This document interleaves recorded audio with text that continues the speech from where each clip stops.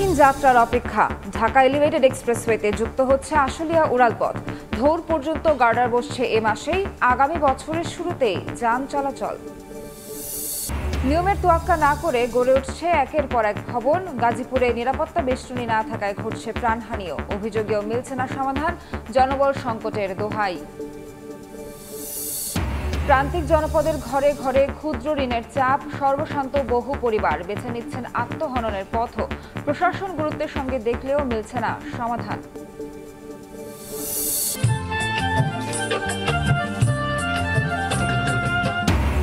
পাহাড়ে উৎসবের আমেজ। পুরনো বছরকে বিদায় ও নতুন বছরকে বরণে বৈশাখের বর্ণাঢ্য আয়োজন। বান্দরবান ও খাগড়াছড়িতে তরুণীদের ফুল পূজা।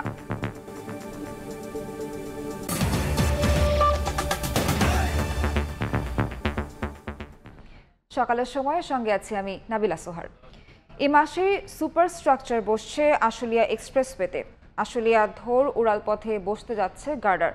এরপরেই স্ল্যাব আসছে। বছর শুরুতে যান চলাচলের জন্য খুলে দেওয়া হবে এই অংশ। এ পর্যন্ত পুরো প্রকল্পের সার্বিক অগ্রগতি ৪৫%। রাশেদ লিমনের রিপোর্ট।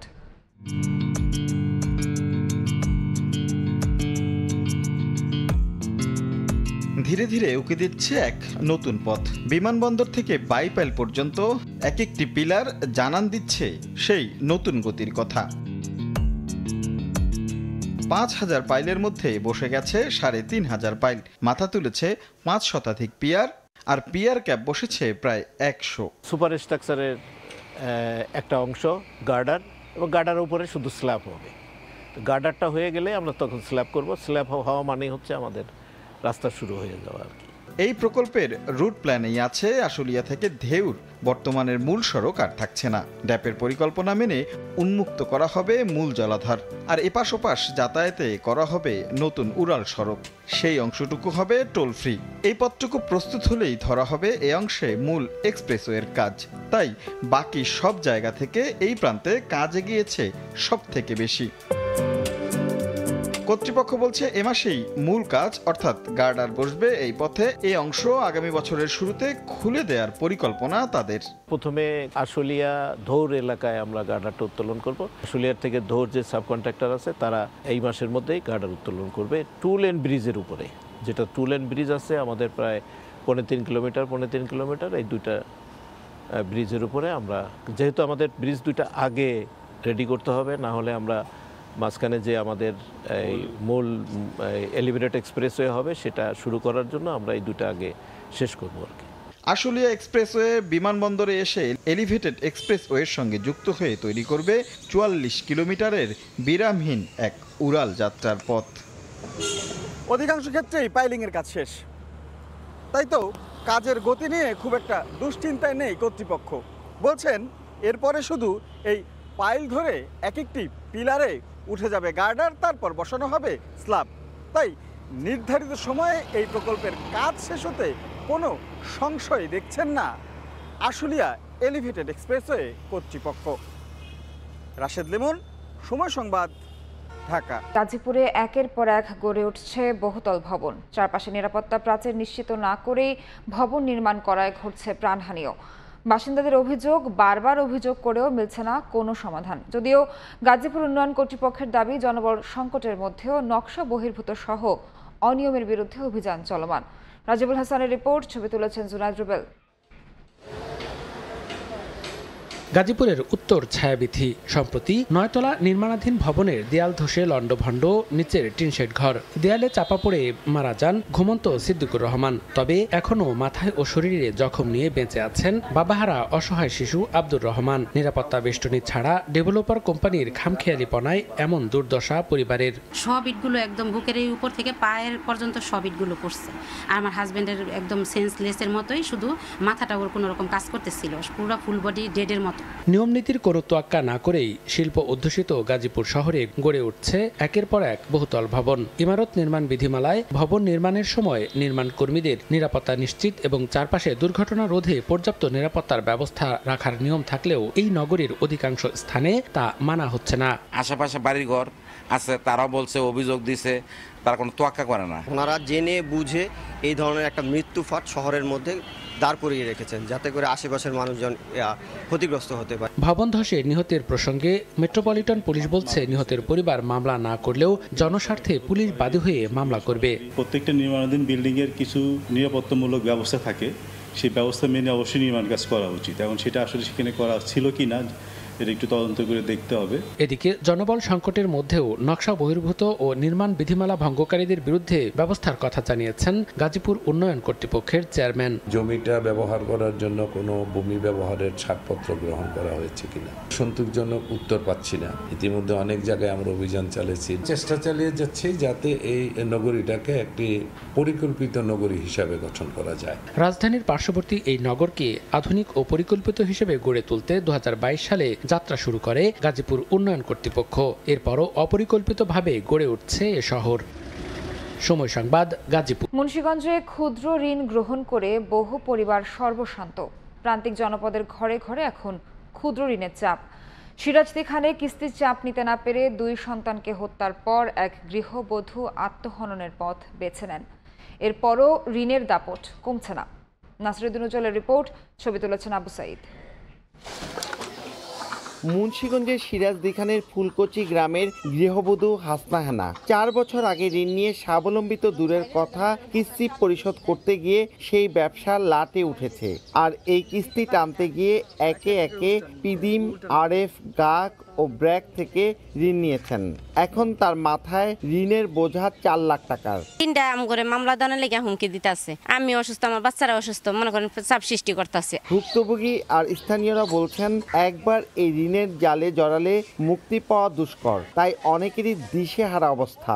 2 কিস্তি না দিতে পারলে 5-7 জন 10 জন মানুষ আসে মোটরসাইকেল নিয়ে, একটা বাড়ির গাড়ি আইসা ওই ঘরের ভিতরে যাইয়া অনেক নির্যাতন করে। সিরাজদি খান উপজেলাটির আরেক গ্রাম ক্যানের উত্তর ইসলামপুর এমনই ক্ষুদ্র ঋণের জালে আটকে গত 25 ফেব্রুয়ারি প্রবাসীর স্ত্রী সালমা বেগম 2 সন্তানকে বিষ প্রয়োগে হত্যার পর নিজে আত্মহননের পথ বেছে নেন। এরপরও ক্ষুদ্র ঋণের দাপট কমেনি। বাগুরজি আসবো, পরের দিন সকালবেলা আমি বাচ্চা ফোন পাইছি যে আমার বাইর 2 বাচ্চা লইয়া আত্মহত্যা করছে। প্রশাসন বলছে, ক্ষুদ্র ঋণের সমস্যাটি তারা গুরুত্বের সাথে দেখছেন। এই বিষয়ে যদি কারো অভিযোগ আমরা পাই ভুক্তভোগীর, আমরা তাদের বিরুদ্ধে বিধি মোতাবেক ব্যবস্থা গ্রহণ করব।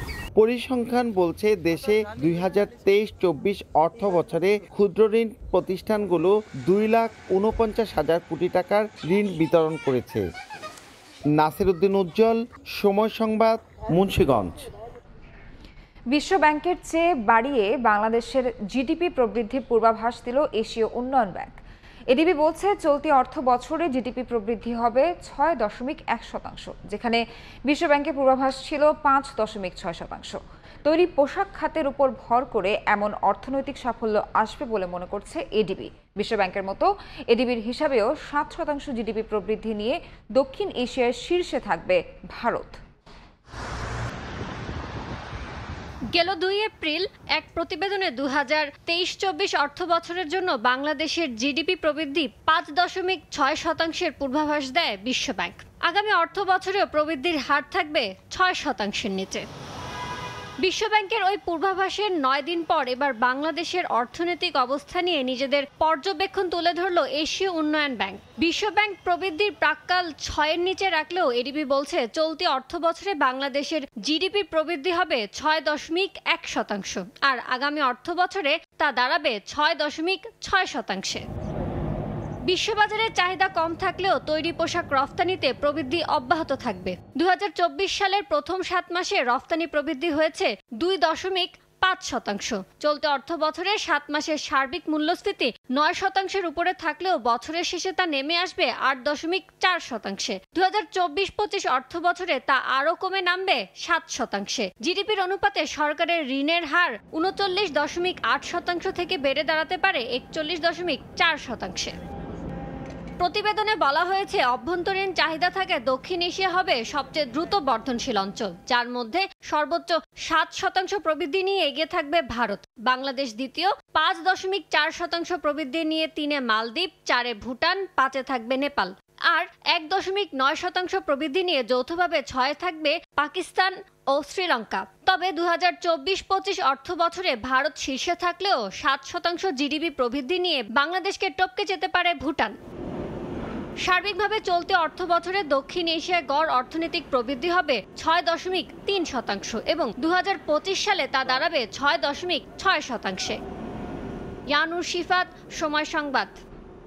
বৈশাখীর রং, পানিতে ফুল ভাসানোর মধ্য দিয়ে শুরু হয়েছে উৎসবের মূল আনুষ্ঠানিকতা। পার্বত্য চট্টগ্রামের পাহাড়ি জনগোষ্ঠীর চারদিকে আনন্দের সুর আর বৈশাখীর আয়োজন। পানিতে ফুল ভাসিয়ে পুরনো বছরের দুঃখ বেদনাকে বিদায় দিয়ে নতুন দিনের সম্ভাবনার আলো জ্বালালেন পাহাড়ের মানুষ। উৎসবপ্রিয় পাহাড়িরা সারা বছর মেতে থাকে নানা অনুষ্ঠানে, তবে তার সব কিছুকে ছাপিয়ে যায় বর্ষ বিদায়ের এই উৎসব। বৃহত্তম এই সামাজিক আয়োজনে এখন মুখর শহর, নগর ও পাহাড়ি পল্লীগুলো। চাকমারা বিজু, ত্রিপুরা বৈশুক, মারমারা সাংরাই, অহমিয়ারা বিহু, এভাবে তারা ভিন্ন ভিন্ন নামে আলাদাভাবে উদযাপন করে এই উৎসব।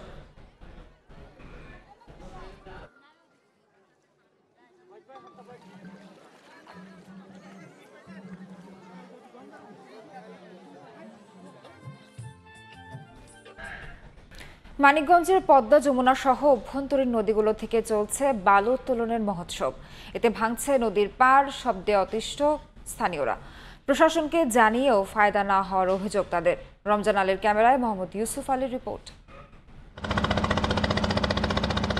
নিয়মনীতির তোয়াক্কা না করে মানিকগঞ্জের পদ্মা, যমুনা, ইছামতি, ধলেশ্বরী ও কালিঙ্গায় অবৈধভাবে ড্রেজার দিয়ে চলছে বালু তোলার মহোৎসব। তবে শিবালয় উপজেলার আরিচা থেকে তেওতা পর্যন্ত যমুনায় বালু উত্তোলনের মাত্রাটা অনেক বেশি। এতে প্রতি বছর ভাঙছে নদীর পাড়, নিঃস্ব হচ্ছেন বাসিন্দারা। এছাড়াও দিনরাত ড্রেজারের শব্দে অতিষ্ঠ গ্রামবাসী। মাত্রাতিরিক্ত শব্দ দূষণে পাশে থাকা স্কুলের শিক্ষার্থীরা মনোযোগ বসাতে পারছে না ক্লাসে। বাড়িঘর নিঃস্ব হয়ে যাচ্ছে, ভাঙ্গিয়া তুইলা তোর বালুর টানে। পোলাপান লেখাপড়া করতে পারে না, ঘুমাইতে পারে না, এক ঘরে থেকে চিল্লাচিল্লি করলে আর এক ঘরে শোনা যায় না।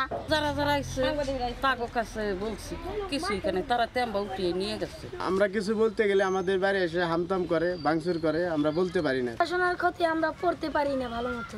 অনিয়মের বিরুদ্ধে প্রশাসনকে জানিয়েও কোনো ফায়দা না হওয়ার অভিযোগ স্থানীয়দের। এদিকে দায়সারা জবাবেই আটকে আছে প্রশাসন। স্থানীয় সকল শ্রেণী পেশার মানুষ সহ আমাদের সংশ্লিষ্ট সকলকে নিয়ে এই ড্রেজারগুলো যাতে বন্ধ করা যায়, এই লক্ষ্যে আমরা কাজ করে যাচ্ছি। অবৈধভাবে যেন কেউ কোনো প্রকার বালু উত্তোলন করতে না পারে সেজন্য আমরা মানুষের মাঝে অ্যাওয়ারনেস তৈরি করা, পরিবেশের ভারসাম্য বজায় রাখার জন্য সাধারণ মানুষ থেকে শুরু করে স্বার্থান্বেষী মহল যারা আছে প্রত্যেকে কিন্তু অ্যাওয়ারনেস তৈরি করে সেই কার্যক্রম কিন্তু পাশাপাশি আমরা করছি। মানিকগঞ্জের পদ্মা, যমুনা নদী সহ অভ্যন্তরীণ নদীগুলোতে শতাধিক ড্রেজার দিয়ে অবৈধভাবে বালু উত্তোলন করা হচ্ছে। সময় সংবাদ, মানিকগঞ্জ। ঝড়ে উড়ে গেছে অধিকাংশ ঘরের টিনের চালা। পলিথিনের সঙ্গে ইট দিয়ে পানি আটকানোর চেষ্টা করলেও ব্যর্থ বাসিন্দারা। একটু বৃষ্টিতেই ভিজে যায় বিছানা সহ আসবাবপত্র।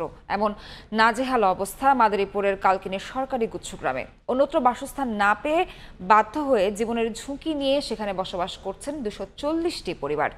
সঞ্জয় কর্মকার অভিজিতের রিপোর্ট, ছবি তুলেছেন সাদত আকুন।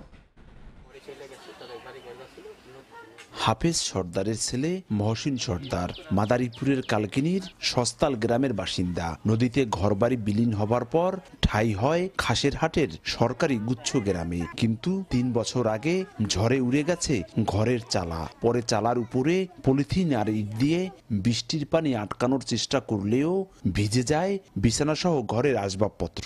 ইটভাটায় কাজ করে আয়ের অর্থ দিয়ে যেখানে 5 জনের সংসার চালানো দায়, সেখানে নতুনভাবে ঘর মেরামত করা তার জন্য দুঃসাধ্য। আমাদের সেরকম কোনো আয় উন্নতিও নেই যে তা দ্বারা আমরা এটাকে নিজেরা নির্মাণ করে নেব। মহসিন সর্দারই নন, 240টি পরিবারের বাসিন্দাদের কেউ দিনমজুর, কেউ ভ্যান চালক। নিজস্ব ঘরবাড়ি না থাকায় সরকারি এই গুচ্ছ গ্রামে বসবাস তাদের। কিন্তু ঘরগুলো জরাজীর্ণ ও ঝুঁকিপূর্ণ থাকায় বাড়ছে আতঙ্ক। পানি ভরে ঘরের ভিতরে থাকতে পারি না, জায়গা নাই, জমি নাই, কোনো কিছু নাই। চেয়ারম্যান মেম্বাররা আর কোনো পাত্তা দেয় না। আমরা এই অবস্থায় আছি, আমাদের খেয়াল কেউ নিতে আসে না। বড় একটি প্রকল্প হাতে নিয়ে শিগগিরই ঘরগুলো মেরামতের উদ্যোগের আশ্বাস উপজেলা নির্বাহী কর্মকর্তার। যাদের জরাজীর্ণ ঘর রয়েছে তাদেরকে আমরা সরকার হতে প্রাপ্ত ডিউটিন এবং কিছু নগদ অর্থ দিয়ে মেরামত এবং সংস্কারের প্রয়োজনীয় ব্যবস্থা গ্রহণ করব। কালকিনি উপজেলার বাঁশগাড়ি ইউনিয়নের ঘাসের হাটে 40টি ব্যারাক নিয়ে সরকারি এই গুচ্ছগ্রামটি নির্মাণ হয় 2004 সালে। জীবনের ঝুঁকি নিয়ে এখানে বসবাস করছে হতদরিদ্র মানুষগুলো। আদৌ কি তারা নতুনভাবে বেঁচে থাকার জন্য পাবে সরকারি ঘর, সেই প্রশ্ন এখানকার বাসিন্দাদের। সঞ্জয় কর্মকার, Abhijit, Somoy Sangbad, Madaripur. JK polymer industries limited নামের একটি শিল্প প্রতিষ্ঠান কর্মসংস্থানের পাশাপাশি কারখানা স্থাপনে এলাকার আমূল পরিবর্তন হয়ে বেড়েছে অন্যান্য ব্যবসা ও সুযোগ সুবিধা। শুধু নিজের গ্রাম নয়, আগামীতে পুরো জেলার বেকারত্ব লাঘবে ভূমিকা রাখতে চায় প্রতিষ্ঠানটি। জয়ন্ত শিরালের রিপোর্ট, ছবি তুলেছেন HM মানিক। ব্যক্তি উদ্যোগে প্রতিষ্ঠিত জেলায় চালু হওয়া একমাত্র বৃহৎ শিল্প প্রতিষ্ঠান এটি। গোপালগঞ্জ সদরের প্রত্যন্ত বিল এলাকা করপাড়া ইউনিয়নের ড্যামাকইট গ্রামে 2019 সালে মাত্র 5 বিঘা জমির উপর প্রতিষ্ঠিত হয় জেকে পলিমার ইন্ডাস্ট্রিজ লিমিটেড। আমাদের বছরে 6 মাস ইরিগেশনের চাষ হতো, আর 6 মাস বেকারত্ব বসে থাকতাম। বাড়ির পাশে আমাদের ফ্যাক্টরি হয়েছে, আমাদের বেকারত্ব দূর হয়েছে। শুধুমাত্র নিজেদের ব্যবসা আর কর্মসংস্থান নয়, দক্ষ শ্রমিক তৈরি করে পুরো জেলার বেকারত্ব ঘোচাতে ভূমিকা রাখতে চায় প্রতিষ্ঠানটি। বাংলাদেশে প্রথম প্রোডাক্ট হিসেবে আমরা FRB ভেসেল চালু করেছি। তো এই প্রোডাক্টটি চালানোর মতো অপারেটর বাংলাদেশে নেই এখন পর্যন্ত, কিন্তু আমরা আমাদের যেসব শ্রমিকরা আছে তাদের ওখানে দক্ষ করে তোলার চেষ্টা করছি। সাইডে এবং এখানের লোক দিয়ে 4000 4500 লোকের কর্মসংস্থান হয়েছে আমাদের এই দুইটা প্রতিষ্ঠানে। শুরু থেকেই নিজ গ্রাম বলাকইট গ্রামের বেকারদেরকে চাকরি দেওয়া হয় এখানে। আধুনিক সুযোগ সুবিধা সম্বলিত শিল্প প্রতিষ্ঠানটিতে বর্তমানে 350 জন নিয়মিত এবং 150 জন দৈনিক মজুরি ভিত্তিক কাজ করছেন। একটি শিল্প কারখানা স্থাপনের মাধ্যমে বেকারত্বের অভিশাপ থেকে মুক্তি পেতে পারে এলাকার শত শত মানুষ। গোপালগঞ্জের প্রত্যন্ত অঞ্চলে গড়ে ওঠা এই শিল্প কারখানাটি তার উৎকৃষ্ট উদাহরণ। 5 বছর আগে শুধু PVC ও HDP পাইপ দিয়ে উৎপাদনে আসা কারখানাটিতে বর্তমানে পানির ট্যাঙ্ক, পানির ফিল্টার, FRP ভেসেল, বিভিন্ন প্রকার পাইপ এবং ফিটিংস সহ 2 ডজনের বেশি পণ্য উৎপাদন করা হচ্ছে। জয়ন্ত শিরালি, সময় সংবাদ, গোপালগঞ্জ। ঠিকানা তাদের নৌকা, পানিতে ভেসে যাযাবর জীবন। ঈদ উৎসব এই সম্প্রদায়ের মনের মাঝে কখনোই তেমন নাড়া দেয় না।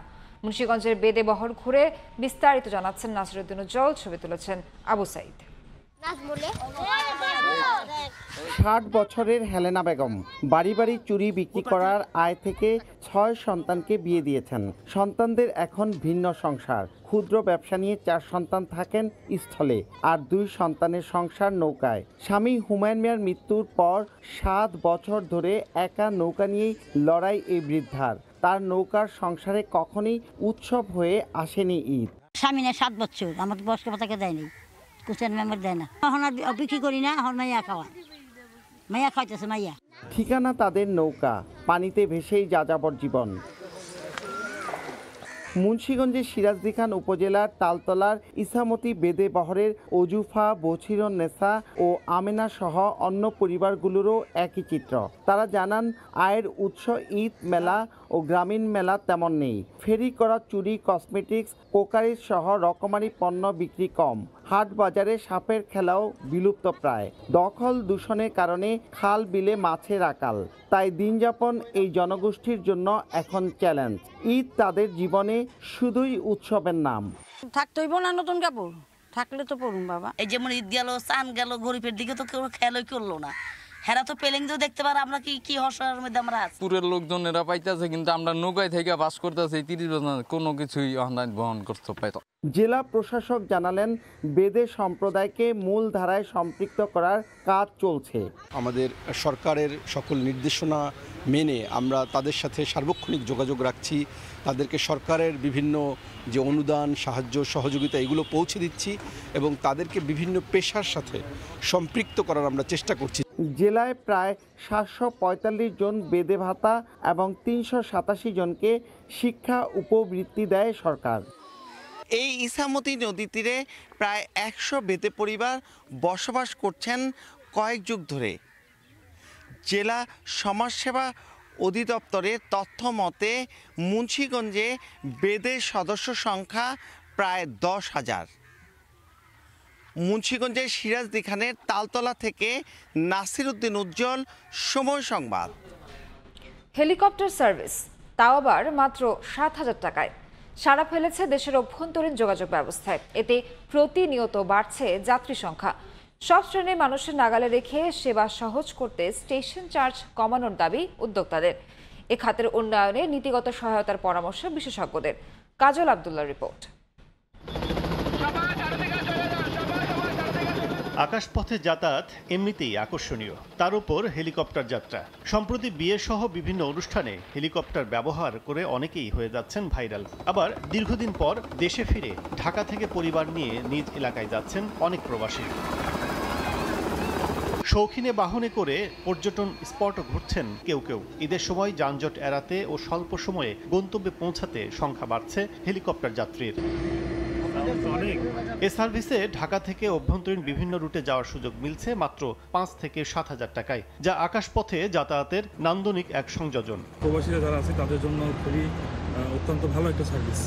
খুব অল্প সময়ের মধ্যে যানজট সবকিছু এড়িয়ে যদি আমরা নিজেদের পরিবহন ব্যবস্থাকে যদি আরও উন্নত করতে পারি তাহলে আমার মনে হয় আরও ভালো হবে।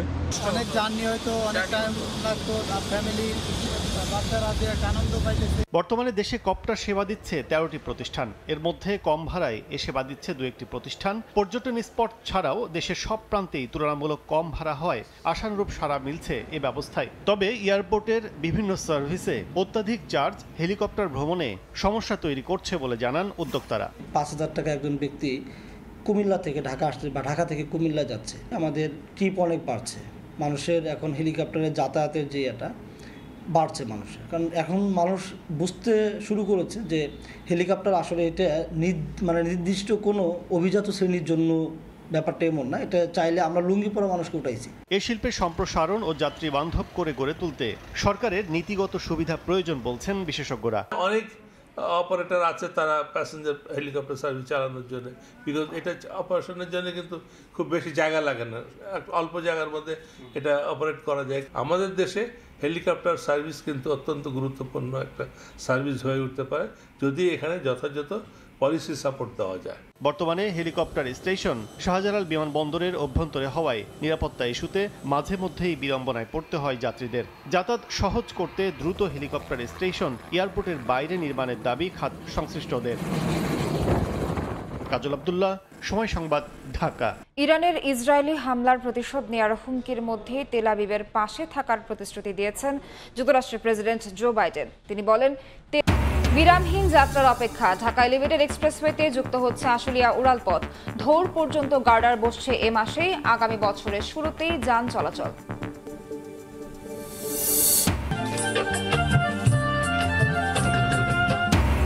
পাহাড়ে উৎসবের আমেজ। পুরনো বছরকে বিদায় ও নতুন বছরকে বরণে বৈশাখীর বর্ণাঢ্য আয়োজন। বান্দরবান ও খাগড়াছড়িতে তরুণীদের ফুল পূজা।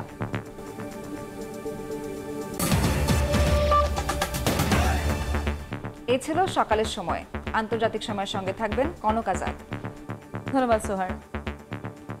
আন্তর্জাতিক সময় নিয়ে ফিরছে কিছুক্ষণ পর, সঙ্গে থাকুন সময়ের।